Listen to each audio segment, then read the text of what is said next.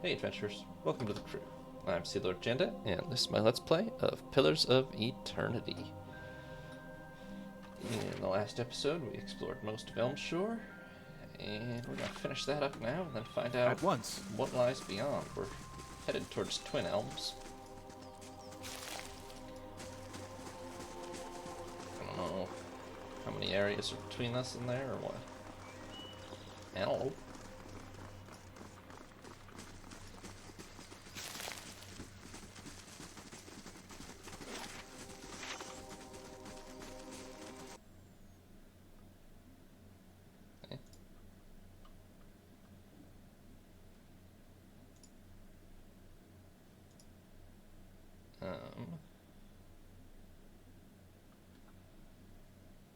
Is my audio?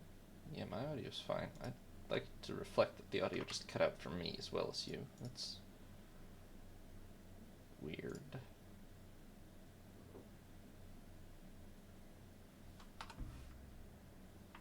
Let me try loading a save or something.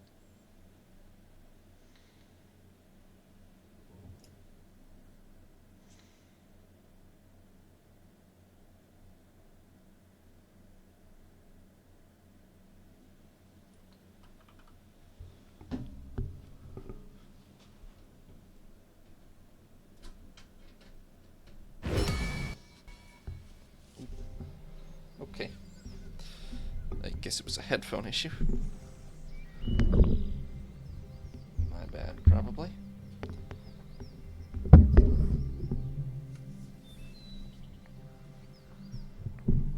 Okay.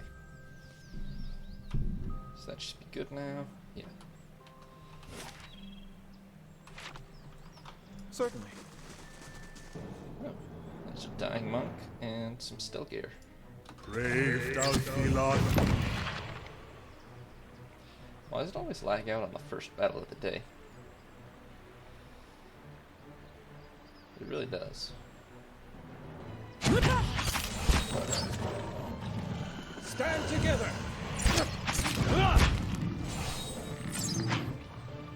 I think I accidentally turned that still gear friendly. Which is the thing I can do with my staff, but rarely see actually prop. Okay, so you get eaten by still gear, buddy? The man on the ground gasps for air, clutching his chest as he struggles. On closer examination, you see his red cloak obscures the full extent of his injuries. That's not a red cloak, but okay. His face whitens as blood pools around him. Please, traveler. He reaches out, arduously extending his hand to you. What happened? Kind of a dumb question. Forgetful, so careless, he mutters, blood seeping from his lips. Cuts on my knuckles from morning's practice. He holds his blood-soaked hand out in front of him. The Stelgears, they smelled the blood on me, thought they found their next meal.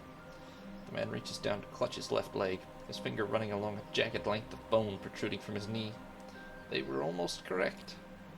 The man lets out a long sigh and smiles at you with a slow, knowing nod. You are known to us, Watcher. We know you've treated others honestly, fairly. His face becomes pale and lapses into a wide smile. But I have need of someone trustworthy to finish my mission. Well, I'm not gonna lie, it doesn't look too good, buddy. He nods. I've borne upon my flesh countless injuries, and I know this time I will not recover. The long walk of my life concludes here, but my soul is prepared. This must be delivered to my order.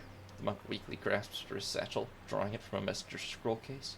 Take it, he rasps, waving the missive at you. It needs to be carried to the celestial sapling. Give this to my brothers. They will reward you. Do not open it, he cries out, his voice cracking. The contents are for my brothers only. If the seal is broken, they will... Blood erupts from the man's mouth, streams of red oozing down his neck. His head slumps backwards, and his body goes still. The scroll case is crafted of darkly stained oak in the likeness of a thin tower.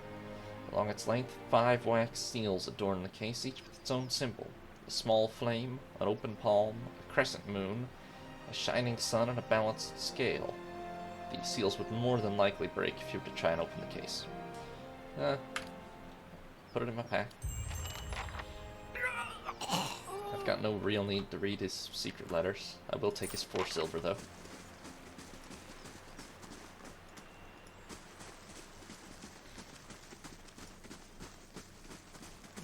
Okay, doesn't seem like we can get to the south from here, so we'll have to run around over here. It seems there's a river fork.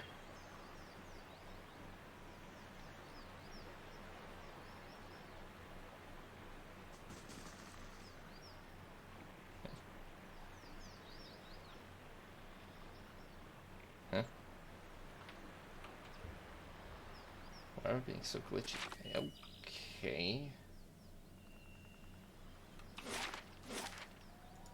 There we go. I feel like an absurd amount of time just passed there for some reason. Like it's fully dark all of a sudden. But okay. And this is an island. And, well, there's this on it. But this doesn't seem to do anything at the moment. Shh. No, not that we can detect. Okay, moving on for now. Let's cross the last bridge.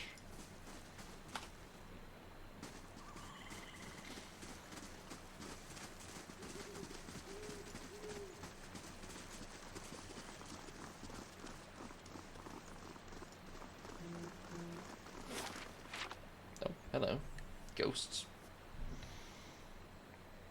Anyone suspected of treachery must be reported at once.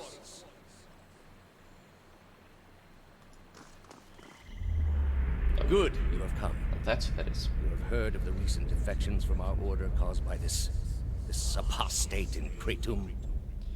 An answer floats to the surface of your consciousness, remembered from ages ago. Yes, I have. This is a dangerous woman whose lies spread like plague. She inspires chaos, sows conflict. Because of these unusual circumstances, I am speaking to all our initiates personally to ensure there is no more dissension. You mean because she was one of us? Who she was no longer matters. If her following continues to grow, there will be war, and all our work will be undone. You were recruited from Kratum, were you not? You must have known this heretic woman, Yavara. At hearing the name, a flood of memories pours into your mind. Well, I can really define this, huh? That's like a wild number of options. Let's see here.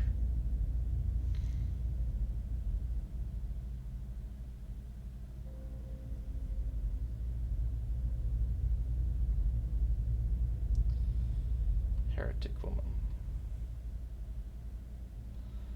So she's a heretic. Seems like we're not loyal to her, considering we're still talking to Theos.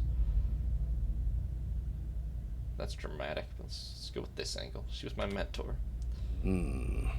I pray her old teachings were less blasphemous than the new. Was it worthwhile, this mentorship? I learned to be strong in my convictions. Indeed. If she had held true to hers, we wouldn't be in this position. I am trusting you to remain loyal to the gods in this. If you do not, you will have greater powers than me to answer to. But you will answer to me as well. I understand, Your Eminence. Was that actually our soul in a past life? Did we work for him as a member of the Letten Key in a past life? Or are we just reading random souls that we're coming across? It's hard for me to say. Because we've had dialogue options for random souls that we've come across before, too. Even though that doesn't really strictly... Well, it doesn't make sense even if it was our soul either, but... Time is an illusion and all that. I don't know.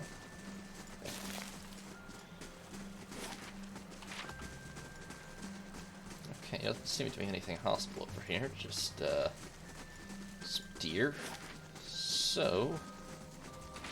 onwards we go to Twin Elms. Looks like it's another city area, probably. We'll start with Hearthsong.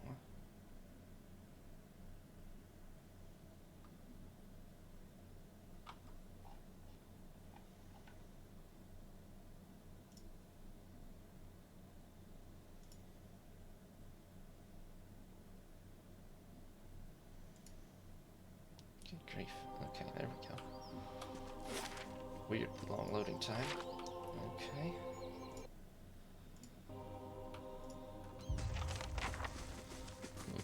They've got pets still here. Oh, hello, guards. Hail, Estremor. The warrior saunters over, a sneer of suspicion visible beneath streaks of paint. He glances at your gear before favoring you with a long look. Another fugitive from the burning city? The 6 tribes of our Glanfathan welcome you to Twin Elms. Before you lies the Hearthsong district. You're free to explore it, but do not let your feet stray into the other districts. Those are forbidden to Estremor. Okay. What do you... So this is our Glanfathan city. Gotcha. What can you tell me about Twin Elms? The city is sacred to all Glanfathans. It's the place where our ancestors first encountered the Builders. That fated meeting turned our people from generations of wandering to a permanent home among the Builders' relics. When the Builders commanded us to settle here, they allowed us the unique privilege to live among their structures here. It's the only place in our Glanfathan where this is permitted. Okay, so it's an Ongwithan ruin that they've built their city around. The sacred city is divided into 4 districts. Hearthsong, the Commons district. Old Song, the site of our temples. Elms Reach, home of Delimgan and Druids. And the Burial Isle, which is the most sacred place in the city. Okay, so what's up in Hearthsong? This is Hearthsong. It's a place where Glanfathans and Estremor may gather together. It's also the site of the Passage of the Six, where our tribal leaders, the Onamfatha, meet. He points to a large round building at the other end of the district. That way is the market. Guard your purse there, no one bargains like a Glanfathan. And if you need a place to stay, follow the fence to the east. There you'll find the way to the Celestial Sapling. Well, that's where the monk told us to go, isn't it? Alright, what temples are in Old Song? There is Noonfrost, which is dedicated to Remergond. Where pale elves from the frozen Southlands arrived not long ago to oversee it. There's also the Nest, a temple of Hylia, and Galawain's Maw, a den of beasts dedicated to the hunter god. The route to the Burial Isle also lies that way. Alright, what about Elms Reach? There lies Tir Evron, one of the only towers of the Builders still in perfect condition. 2 great elm trees twine around it. Even the mightiest works of the gods protect the halls of the Builders. The works of the Builders. 2 Delimgan sisters dwell there now. The Hall of Warriors stands at the other end of the district. Rumor has it that Onamfatha Simok of 3 Tusk Stelgaer is there now. Elms Reach is also where the Druids keep their halls. There the Ovates of the Golden Grove and the Ethic Knoll of Blood Sands. Many shudder at the brutal sacrifices of the Ethic Knoll, but High Ovate Arona is just as powerful in her own way. What about the Burial Isle? It's the place where our Onamfatha are laid to rest among stones placed by the Builders. They say the souls of some of the Onamfatha linger there still. The way lies through Old Song. It's the holiest place in all of Twin Elms. Alright, that's all I wanted to know. Why is it forbidden to enter the other districts? Twin Elms is a sacred city, built where the first keepers of the stone met the Builders. It exists alongside the works of the Builders, and is the only place in all of our Glanfathan where it's permitted to set foot among these... among these sacred places. The Estremor, however, do not have proper respect for the stones here. His words trigger something in your memory. You see an image of a perfect cube of Adra. Just as quickly, the image fades. A leader of one of the tribes could give you the permission to the city. Only Onamfatha Bethel is present in the Passage of the Six today, and she has her own troubles. He jerks his head at a long hut in the middle of the district. You have other questions? Who are the keepers of the stone? The oldest of the 6 tribes. He points the tip of his sword at a long hut behind him. Up the stairs and into the Passage of the Six. This is where our Onamfatha gather.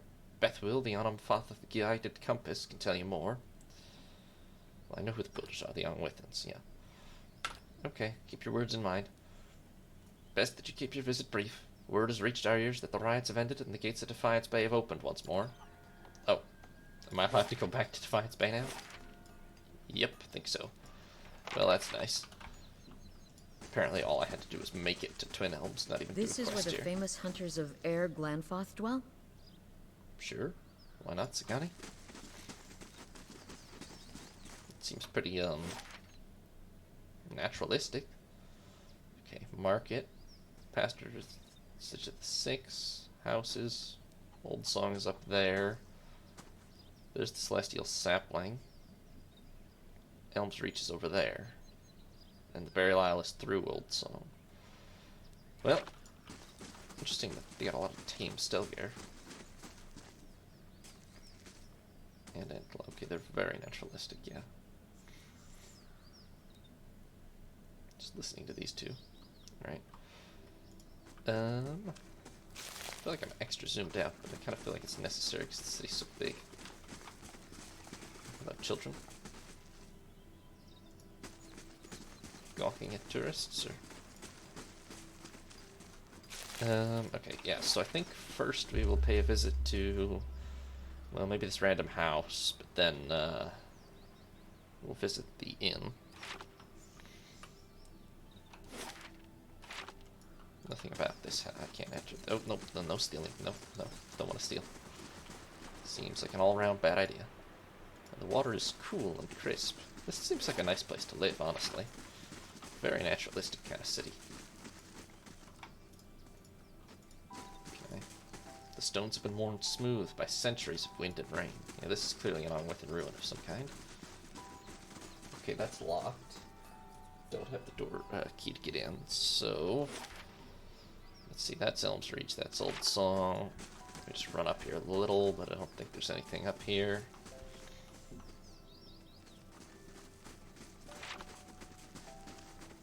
Mushrooms. More Unwithin Ruins. Yeah, this must have been a whole Unwithin city, obviously.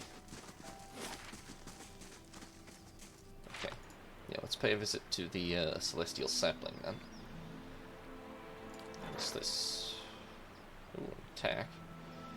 Well, I'm certainly not going to be able to get back and defend it, so...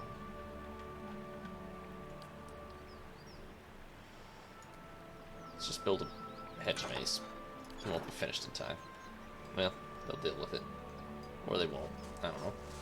The costs, even if the attack fails, the costs are... or even if the attack succeeds, the cost of repairs is pretty trivial. That's rough, buddy. The Celestial Sapling. Dang, we got an ogre. Rotok. What's up with you, Renato? She'll pay. That witch, she'll... Fuming with anger and pacing in tiny circles, the Valian merchant aims his wild rant at you as you approach. You there! Have you come here to trade with the savages? Learn from my example and take your business elsewhere. Spittle accents his every sentence. Liars! Cheats! Swindlers! That duplicitous bitch, Elarhi. She claimed to be selling Elard Gola flower buds, but all I have now is 6 bushels of common house plants. The herbs are useless. He throws a handful of dried plants to the ground, stomping on the brittle stems and leaves, kicking a pungent, savory scent. I'll get my money back from that swindling savage. What did she say? Nothing of substance, he quickly mutters. She defended herself, of course, saying the herbs were legitimate. Why wouldn't she lie? No one will value my word over hers. He spits on the ground. Elarhi can lie with impunity when surrounded by her gangs of savage thugs. What is Elard Gola? Renato's rage abates for a moment. His face twists into a nervous smile. Elard Gola is a plant that grows in the jungles of our Glanfathan. He clears his throat, lowering his voice. When dried and consumed or brewed into a tea, it's known to enhance one's drive for the better pleasures in life. You tested on yourself, buddy? Well, Renato fidgets in place, his hands smoothing the creases in his tunic. How can I sell a remedy I have not tested? Of course I tried the herb. Imagine what would have happened if I peddled this pale imitation. Renato clears his throat. His voice goes quiet. The herb did not have its intended effect. The only thing it made hard was not vomiting. Rough. So what are you going to do about it? When I get my hands on... Renato halts his sentence, his eyes darting about at the nearby Glanfathan guards. I'm in the savage's home court, so it's my word against hers. Where does that leave me? I'd be a fool to threaten her here on tribal soil. He sighs, pressing his temples. I cannot sell this worthless herb to recover my coin, and I'm powerless to confront Elarhi. I don't suppose... He looks at you, sizing you up. If you were willing to mediate, perhaps you could succeed where I failed. I would of course pay you handsomely for your troubles. Sure, I'll see what I can do. Wait, what do you sell? Good day to you. Renato looks away from you, scratching his neck and shifting his feet. I am destitute and have but a few meager offerings left to sell. How dreadfully embarrassing. If I can recover my investment from Alari, I'll have funds to resupply my stores. Until then, you're welcome to take a look at what I still have in stock. Okay, he sells herbs. Well, what's this? The pulleys and struts disappear into the branches of a massive elm more than 100 feet overhead. Is this like a cable car sort of thing? Are we about to... Is this tavern up in a tree?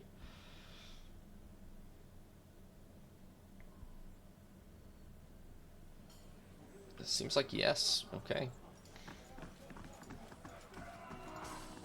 Hold on, look at this. Why can I not? Let me. I wish to. No? Okay.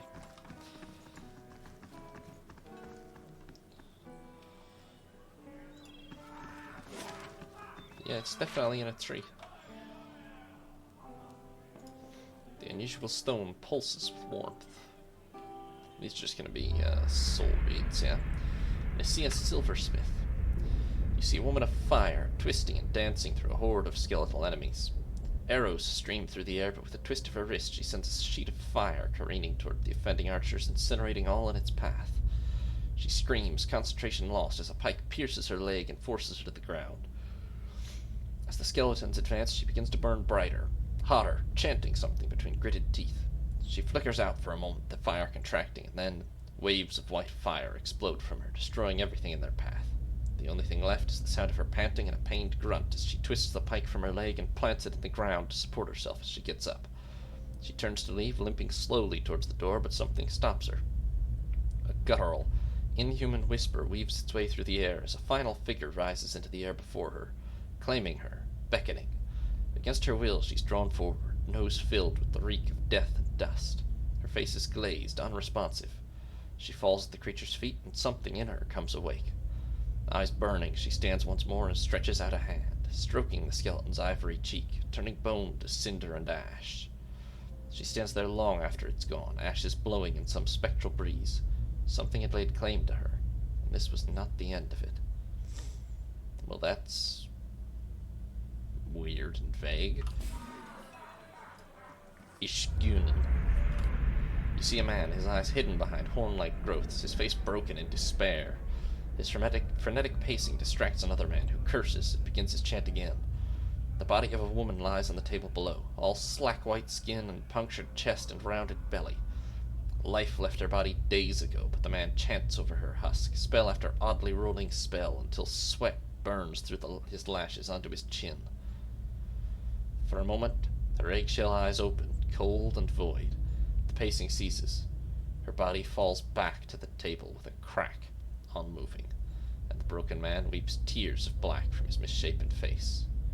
The men leave. Time passes. The body screams until morning. Ooh, that is a badly botched resurrection. I assume it was just too late.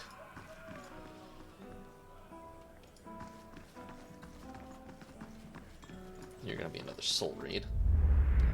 Camille Witchmere. You see a man browsing through some goods at a stall near the edge of a busy marketplace. This elf is standing against the side of a building nearby, seeming to look off into the distance. Although she gives the appearance of calmness, even nonchalance, her eyes are locked on the man across the street from her. Her gaze never wavers, never leaves him. He finishes browsing and wanders down the street, looking from side to side. She waits for him to almost get lost in the crowd, then pushes away from the wall and follows him, always keeping him in sight but never getting close enough to be seen. Eventually, he turns down a side street, walking to an opulent residence with a private entrance. She approaches cautiously, watching him as he undoes a series of mystical locks on the door. When he finishes and the door swings open, she steps forward.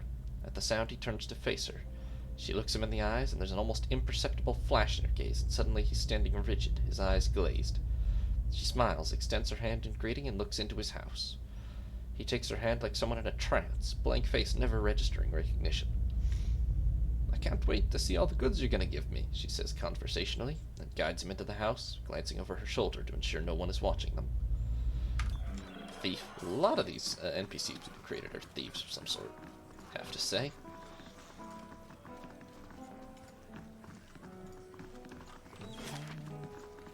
Alright, nobody else except of importance here, except Mr. Eleutherion Haggard Shoes, Well the met, proprietor. friend. A middle-aged elven man stands behind the counter of the inn. He has a warm, open face and smiles pleasantly in greeting as you approach. Welcome, welcome. I'm always glad to see a new face. Take a seat where you like, my friend. It seems to me you've walked a long road. All are welcome here, and those with interesting stories most welcome of all. Oh, very nice. Tell me about the place. Of course, Eleutherian's face brightens. I founded the inn many years ago, but in many ways its tale begins much earlier. It was while I was returning from a long journey south that I first heard the story of the tree upon which this inn rests. Hundreds of years ago, a strange event occurred. The sky was troubled that night, with many stars falling across the sky, and one of those same stars began to plummet instead toward Ziora. It fell here, striking a young tree and burying itself within it like a fiery heart. But the tree survived, and over the years it grew, and grew and grew, twice as big as its fellows in half the time, until it reached the size you see now and grew no more. Hearing that tale, I knew I must find the truth, and you see it there. He gestures towards the large stone at the center of the room. Around the tree's heart I built this inn, to welcome all travelers who might look upon it. Kinda looks over at the stone and grins. A fine story. I'll carry that one home. Wasn't deep enough. So who are you? My name is Eleutherion. They call me Haggard Shoes for all the walking I used to do and all the boots I wore down. But those days are well behind me. My eyes have seen a great deal, and now my ears get their fill from the travelers who come through here. A fine way to spend one's days, to my thinking. I'm always glad... Oh, same thing again. Okay, what do you got for sale? Of course, we offer meals and some supplies. Have a look. What's this? Melee damage and whisper of treason. Okay. Interesting. Fascinating. He's got weird... He's got, bracers with a soul inside of them for some reason. I'll take those. I can recruit. He's got 2 beds. Not that expensive. Celestial Suite's quite a lot better than the Wanderer's Reprieve for only 60 copper extra. Let's see here. A cool breeze whistles through the leaves. Oh, you would, sir. Gods keep you. Oh. Sorry, madam. A slender woman in dusty leathers locks eyes with you. It's good to see someone from more civilized lands around here. Her unkempt hair sprouts in wavy black tufts. Despite the fine features that sculpt her face, a cleft chin completes her boyish appearance. I'm learning firsthand the many shortcomings of Glanfathan hospitality. Her gloved hands come to rest on the pommel of a long estoc, cinched low on her hip. I can almost forgive the hostility toward outsiders, but the temperate taverns and these watered-down drinks, inexcusable. I hope I don't seem too forward, but I need to help my friends, and you look like the right person for the job. A sly smile carves a dimple on her cheek. Which is to say, you're not Glanfathan, making you the closest thing I've got to an ally in this paranoid land. She gives you a coquettish sideways glance. And allies, well, they help each other, do they not? Okay, who are you? The woman pats the dust off her leggings and gives you an exaggerated curtsy. Where did I leave my ambassadorial manners? She flashes a mocking smile. I am Quinith. Pleasure to meet you. She lifts an eyebrow with a blushing smirk. For the time being, though, I'm just another Estremor minding her own business. Okay, what do you need help with? My friends have drawn some unwanted attention. Quinith looks to both sides, scanning for uninvited listeners. Glanfathan scouts. Yeah, not just any mob of local zealots. The Fangs. She pauses to let the name settle in the air. The Fangs are a brutal, relentless bunch, eager to make an example of troublesome outsiders. As for why I need your help, her smile widens as she speaks, I need someone to warn the expedition that trouble's coming, and I need someone ready to fight if it comes to that. She taps her hand on the pommel of her estoc. With any luck, we'll reach my friends before the Fangs do, but if not, the Fangs have a reputation to uphold, so this might require spilling blood. Why not warn them yourself? Her posture stiffens at the question. It was my turn to handle far patrol. I spotted the Fangs on my trek back to camp. I knew rejoining the main group would risk leading the enemy right back to the expedition. I know the woods and I know how to stay quiet, but I didn't want to stake my friends' lives on my ability to sneak past expert hunters like the Fangs. If they noticed me warning my friends, we'd have been overrun. Gwyneth tilts her head to the side and points to you with a grin. But if they notice me and some reinforcements, like you say, well, at least then we can scare them off or put up a good fight. Okay, why are the Fangs angry at you?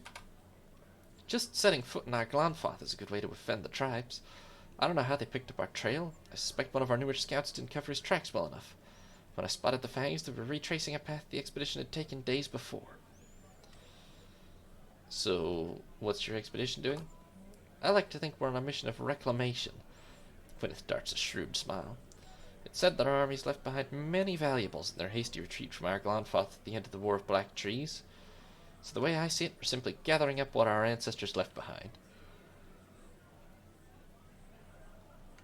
I doubt the Glanfathans agree with me on this, she adds with a dimpled grin. My expedition set off from Defiance Bay, heading directly east to cross into Glanfathan lands. I split off once we arrived at the Bale, the natural frontier between our nations. The plan was for me to keep my eyes on the Glanfathans while the main group scoured the target area. For days we eluded them. She walks her fingers over the back of her leather glove, leaving a trail on its dusty surface. But the Fangs got wise to our presence. You are trespassing, you're aware. Gwyneth frowns and blinks at you several times. You'll forgive me if I'm not sympathetic with face painters and their barbaric laws. I'm not pretending that what we're doing is noble. I just don't believe trespassing is a crime that warrants execution. Well, they have a point. I mean, okay. These guys are looters. On the other hand, summary execution's probably a little harsh. Sure, I'll help you on the expedition. Gwyneth smiles with an overt display of dimples. Excellent. I knew I could count on you. She leans in and whispers. Assuming the Fangs didn't already get them, my friends should now be at or around the Pilgrim's Trail in the Northfield. The plan was to camp along a trail leading to a temple of Hylia. Find my comrades, warn them the Fangs are coming, and help them clear out of the forest. I'll head out first on my own to see if I can't lead the Fangs astray and buy us some time. She pulls her wristlock a few inches out of its scabbard and cracks a smile. If the gods smile on us, we won't have to draw steel. Should it come to that, I'm glad you're on our side. Well, we'll see what we do with that expedition. The cool breeze whistles through the leaves. We may not actually help them get out of there, but the bed rocks with a gentle swaying of the tree. Interesting. Let's see this stubborn bastard. It's done. Okay, it's still stealing. Alright. Gaius Firebane. You see a young red-headed boy, almost, but not quite a man, stalking the steps of a panther, an ugly curved dagger in his hand. The panther treads lightly, jumping from rock to rock, unconcerned by the danger behind him. He bounds up a tree and turns his green-slit eyes on the child, and you could swear he'd be laughing if he could. A flash of black fur, the panther is gone, and the boy's thoughts littered with curses and self-doubt. The boy moves on, walking for days, hunting for something he never seems to find.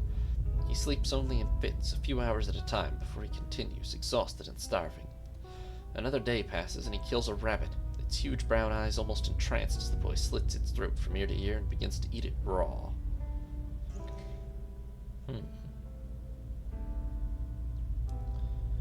He winces as the tough meat goes down, coagulated blood running down his chin.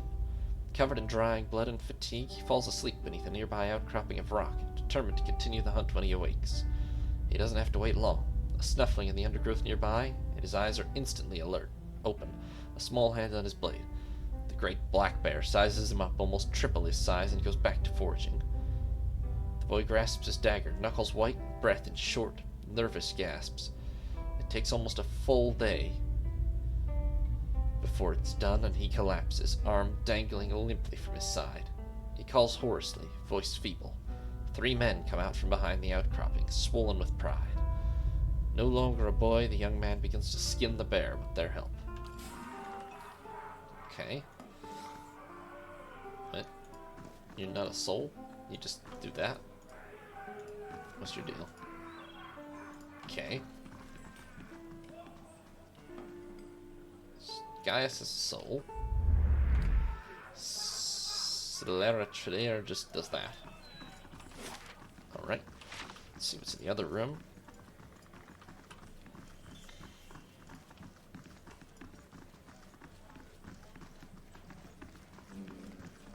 Ah, the monks. Jolly good. Hello. Well met, friend. The monk massages his temples, his face buried in his palm. As you approach, he looks up. This room needs a proper door, he mutters. My brothers and I rented this space that we may have some measure of privacy in this foreign land. Perhaps you could find another room here in the inn? Who are you? Briefly opening his mouth to answer. The monk swallows his words. He looks you up and down, carefully choosing his response.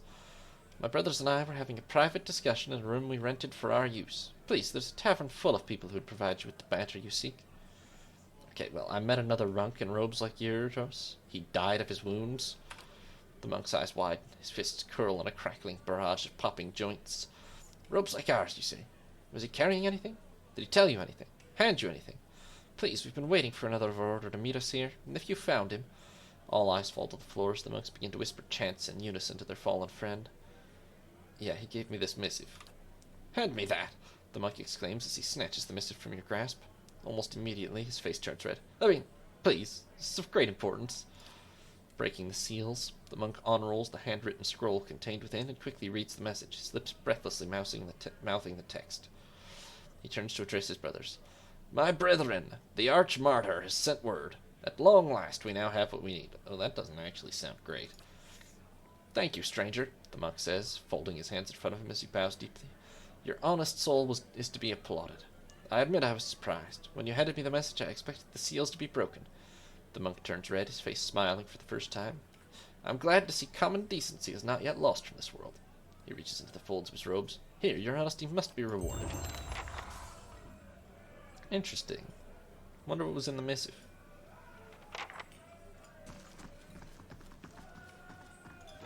Quest. Tell you what. Grieving mother? No. How about, I don't know, Haravius. Go deal with that. 5 years ago, 12 senior monks of the Iqbolchi began a silent pilgrimage into Tabletop-type, forbidding hills, plagued by severe weather that locals believe are cursed by the gods. The monks were supposed to emerge from their retreat this year, but they've not returned. An expedition of novices into Tabletop-type discovered their camp, but they were shocked to find only hollow skin shells of their masters sitting in a circle, frozen in their meditative poses. The inner circle of the Iqbolchi theorized that the masters have transcended their previous physical forms and may be wandering the eastern reach. They've sent word to the various lords in Raed Saris and the Deerwood that the Iqbolchi would very much like to be reunited with their masters, so their wisdom can be passed on to a new generation. Okay then. Alright, so I think that's it for the inn. What was in the sealed missive? I get it, that's the cost of not looking it up, but... Or of not breaking it open. But... I could just cheat and look it up, which I'm gonna do. Bear with me a second.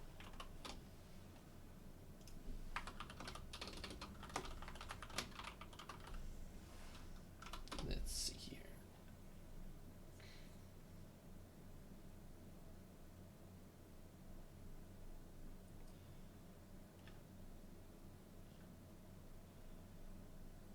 Dang it, the wiki doesn't actually say what's in the,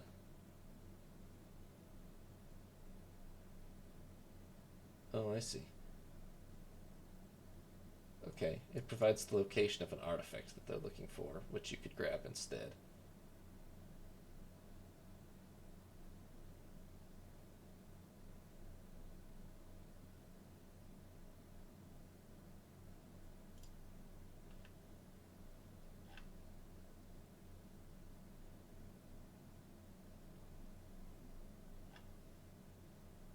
Well, but they give you a nice shield if you don't open it, so we're fine. Which I wasn't even aware they gave me a shield. They should probably present quest words a little better. Well, no, yes, Elabrachia added to your inventory. Isn't that nice? Okay. Next thing, I guess, is we go into the government building here. Passage of the Sea. Thanks for watching, adventurers. New parts will be up every other day, or you can watch live on Twitch. If you did enjoy the video, consider leaving a like or subscribing. Have a nice day, adventurers. This is Sea Lord Janda, signing off.